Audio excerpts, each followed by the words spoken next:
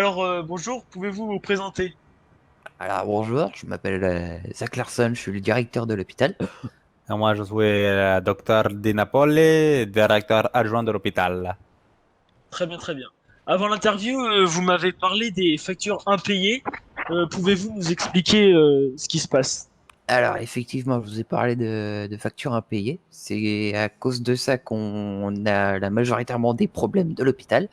C'est que la majorité ne paye pas ces factures-là, ce qui nous fait des pertes d'argent considérables où on peut pas réinvestir par exemple sur du matériel pour vous soigner ou alors sur de nouveaux véhicules, des choses comme ça. Donc à cause de ça, on peut rien faire et l'hôpital est en perte générale. On peut appeler ça comme ça. Très bien, très bien. Et quelles sont les conséquences du coup de votre perte d'argent?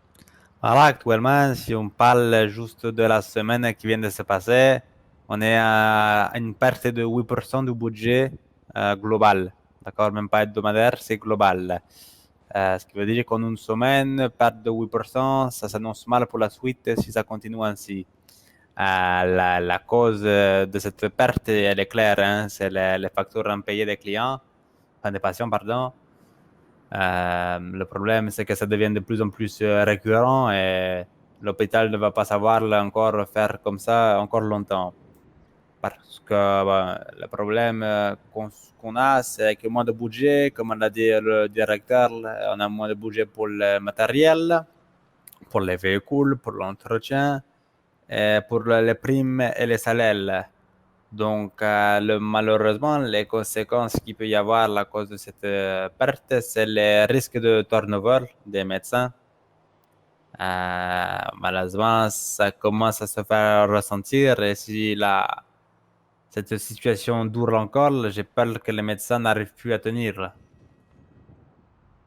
Très bien, très bien. Et vous parlez de vos pertes d'argent. Vos pertes s'élèvent à combien du coup? Ça va faire facilement 150 000 à 200 000 de perdus. Très bien, très bien. Et vous, avec la perte d'argent, vous expliquez le ras-le-bol des employés. Comment comment ils vont réagir pour vous? Ah bah clairement, je pense que ça va être plus du ras-le-bol général. Je pense que ça va être plus de la grève qui va s'en écouler. Il y a quoi d'autre? Ça peut être aussi je vais réussir à parler, licenciements abusifs, vu qu'on perd beaucoup trop d'argent, donc il y en a qui vont sûrement partir. Et ça, c'est exactement ce qu'on veut pas avec mon collègue. Très bien, très bien. Je vous laisse dire un mot de la fin du coup. Bah, moi, j'aimerais bien appeler au bon sens des citoyens, si vous voulez.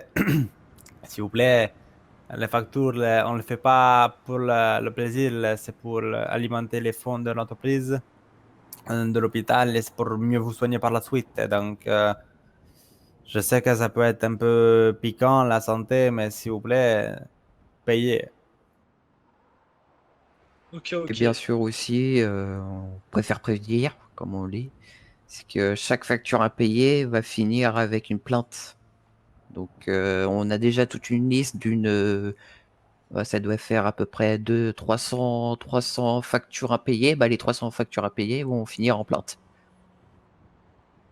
Très bien.